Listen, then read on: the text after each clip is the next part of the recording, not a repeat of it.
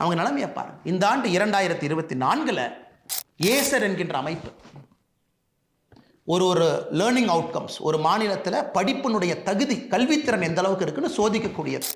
Ministry of education அவங்க நடத்தக்கூடிய ஒரு ஆய்வு. நிறைய என்ஜிஓக்கள் சேர்ந்து அந்தந்த மாநிலத்தில் நடத்துகிறாங்க. தமிழ்நாட்டில் ஏசர். இதை தாண்டி எந்த ஒரு ஆய்வறிக்கையும் இல்லைங்க சார், இல்லைங்க பெரியவர்களே, தாய்மார்களே. இந்த ஏசர் 2024 பாருங்க, 2ஆம் வகுப்பில் இருக்கக்கூடிய ஒரு தமிழ் பேரா கொடுக்குறாங்க. இதை படிக்கணும். எத்தனை மாணவர்கள் 2ஆம் வகுப்பில் படிக்கிறீங்க, எத்தனை மாணவர்கள் இதை 5ஆம் வகுப்பில் படிக்கிறீங்க, எத்தனை மாணவர்கள் 8ஆம் வகுப்பில் படிக்கிறீங்க. அவங்க கொடுத்த அந்த தமிழ் பேராகிராஃப் பாருங்க. ஒரு ஊரில் ஒரு ஏழை விவசாயி இருந்தார். அவரிடம் ஒரு பானை இருந்தது. அதில் அவர் தினமும் வீட்டிற்கு தண்ணீர் கொண்டு வருவார். ஒரு நாள் பானையில் ஒரு ஓட்டை விழுந்து விட்டது. என்ன செய்வதென்று யோசித்தார். அவர் தண்ணீர் கொண்டு வரும் பாதையில் பூ விதைகளை விதைத்தார். அந்த ஓட்டை பானையிலிருந்து ஒழுகிய நீரினால் அந்த விதைகள் செடிகளாக வளர்ந்தன. அழகான பூக்கள் மலர்ந்தன. இதுதாங்க ஐயா பேரா.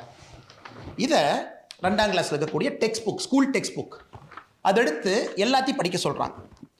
3ஆம் வகுப்பில் எத்தனை பேர் இதை படிக்கிறாங்க? 3ஆம் வகுப்பில் படிக்கக்கூடிய நம்முடைய மாணவ செல்வங்கள் இந்த தமிழில் எத்தனை பேர் படிக்கிறாங்க?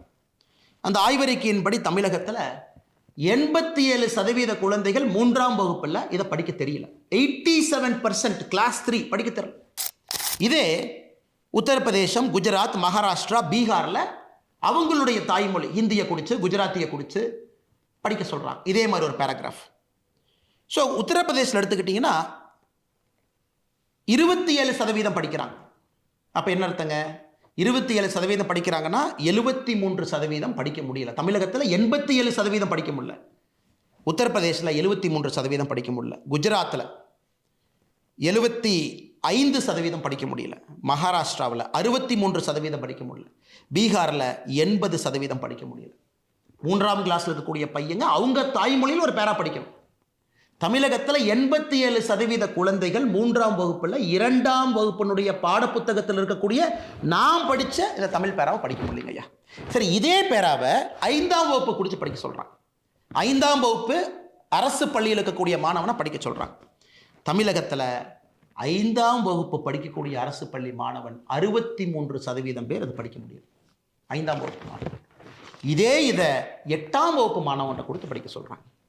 8ஆம் வகுப்பு படிக்கக்கூடிய நம்முடைய மாணவ செல்வங்கள் 38% 2ஆம் வகுப்பில் எழுதியிருக்கக்கூடியதை படிக்க முடியலைங்கய்யா. இதான் நீங்கள் தமிழை வளர்த்துற லட்சணமா? இருமொழி கொள்கை தோல்வி அடைந்து விட்டதை நீங்கள் ஒத்துக்க மாட்டீங்களா? இருமொழி கொள்கையில் ஜெயிச்சவை யாரு? திமுக காரன். ஜெயிச்சவை யாரு? திமுக காரன் கட்சியில் இருக்கக்கூடிய கவுன்சிலர்லேருந்து முதலமைச்சர் வரைக்கும் நீங்கள் ஜெயிச்சிட்டீங்க ஐயா. நீங்கள் நல்லா ஜெயிச்சிட்டீங்க. உங்கள் குழந்தைகள் எல்லாம் தனியார் பள்ளி. 56 லட்சம் பேர்த்தில் எங்கேயோ ஒருத்தராக இருக்கிறாங்க. பிரெஞ்சு, ஜெர்மன், டச் எல்லாம் படிக்கிறாங்க ஐயா. சென்னையில் டச் எல்லாம் இருக்கு. டச்சு மொழியில் படிக்கிறாங்க. அரசு பள்ளியில் இருக்கிறவங்க மேலே வரக்கூடாது. they are a class of people who have to work for this particular class. Karl Marx எப்பவோ சொன்னது தமிழகத்தில் மாற்றி எப்படி இருக்கு பாரு. ஒரு தலைப்பட்ட சமுதாயம் மேல் நோக்கி செல்லும். கல்வித்திறன் குறைவாக கொடுக்கப்பட்டு வளர்க்கப்பட்ட சமுதாயம் அவர்களுக்கு ஊழியம் செய்வதற்காக கீழ் நோக்கி செல்லும் அப்படிங்கிறத தமிழ்நாட்டை தவிர எங்கேயுமே உதாரணம் இல்லை. முதலமைச்சர் வெட்கப்பட வேண்டும். ஒரு பொய்யை சொல்லி பிழைப்பு நடத்தக்கூடிய முதலமைச்சர் வெட்கப்படும். ஹிந்தியை கொண்டு வருகின்றோம் என்று யார் சொன்னாங்க? பிரதமர் மோடி அவர்கள் ஹிந்தியை கொண்டு வர மாட்டோம் என்று சொன்ன பிரதமர் அவர்கள். நீங்க காங்கிரஸோட கூட்டணி 2004 14 அப்ப இந்தியாவுடைய கல்விக் கொள்கை எப்படிங்க இருந்துச்சு? இந்தி 3வது கட்டாய மொழியா இருந்துச்சு. 2019 ஜூன் 3ஆம் தேதியிலிருந்து பிரதமர் அவர்கள் வரைவறிக்கையை மாற்றிய பிறகு கம்பல்சரி ஹிந்தி கிடையாது, 3 மொழி படிங்க, பிடிச்சத 3வது மொழி படிங்க. எனக்கு இதை வச்சு அரசியல் கட்சி எப்படியெல்லாம் வியாபாரம் பண்றாங்க பாருங்க. என் கையில் ஒன்று இருக்கு பாருங்க ஐயா. பேரறிஞர் அண்ணாதுரை ஐயா அவர்கள் 1967 ஏப்ரல் மாசத்துல கணையாளி அப்படிங்கிற நம்முடைய தமிழ் பத்திரிகைக்கு பேட்டி கொடுக்குறாங்க. தமிழகத்திலே நாங்கள் மும்மொழி கொள்கையை ஏற்றுக்கொள்கின்றோம். எப்பொழுது என்றால் இந்தியாவில் இருக்கக்கூடிய மற்ற மாநிலங்களும் மும்மொழி கொள்கையை ஏற்றுக்கொள்ளும் பொழுது நாங்களும் ஏற்றுக்கொள்கின்றோம். இது யார் சொல்றாங்க? பேரறிஞர் அண்ணாதுரை ஐயா சொல்றாங்க. இன்னைக்கு இந்தியாவில் பக்கத்து மாநிலம் கேரளாக்கு போங்க ஐயா, 6வதுலேருந்து 12வது வரைக்கும் ICT syllabus, computer syllabus, Tamil text book இருக்கு, மலையாளம் இருக்கு, இங்கிலீஷ் இருக்கு, தமிழ் இருக்கு, பக்கத்தில் முன்னேறிட்டு இருக்காங்க. ஏன் கோபத்தோடு பேசுகின்றேன், ஏன் ஆற்றாமையோடு பேசுகின்றேன்னா இந்த மாணவ செல்வங்களுடைய வாழ்க்கையை கூட போட்டுட்டு இருக்கிறீங்க. அவங்கள மேலே வருவதற்கு வாய்ப்பே இல்லாம மேல ஒரு ஏணி கொடுத்தா தாங்க ஏறுவாங்க, கயிறு போட்டா தாங்க பிடிச்சி ஏறுவாங்க. அரசு பள்ளியில் தள்ளி விட்டுட்டு ஏணியும் கொடுக்க வேண்டாம், கயிறும் கொடுக்க வேண்டாம், இவங்க யாருக்கோ கூலிகளாக கொத்தடிமைகளாக வேலை செய்ய வேண்டும் என்று நினைத்தால் அதை இந்த அண்ணாமலை எதிர்ப்பான், தமிழக பாரதிய ஜனதா கட்சி எதிர்க்கும், எல்லோரும் எதிர்ப்போம். அதில் எந்த மாற்று கருத்து வேண்டாங்க. அண்ணன் சீமான் அவர் வரி கொடுக்க வேண்டாமா, வரி அவர் சொல்றார். 2016 அண்ணன் சீமான் அவருடைய தேர்தல் அறிக்கையை பாருங்க. கல்விக் கொள்கையை பத்தி சீமான் பேசுறாங்க. மொழிக் கொள்கை எப்படி இருக்கணுமா, சீமான் அவர்கள் சொல்றாரு, பயிற்று மொழியாக தமிழ் இருக்கணுமா, கட்டாய பாடமொழியாக ஆங்கிலம் இருக்கணுமா, விருப்ப மொழியாக ஹிந்தி உட்பட உலகத்தில் உள்ள எல்லா மொழிகள் இருக்கணுமா. புதிய கல்விக் கொள்கைக்கும் அண்ணன் சீமான் அவர்கள் கொடுத்திருக்கக்கூடிய தேர்தல் அறிக்கைக்கும் என்னங்கய்யா வித்தியாசம்? என்ன வித்தியாசம்?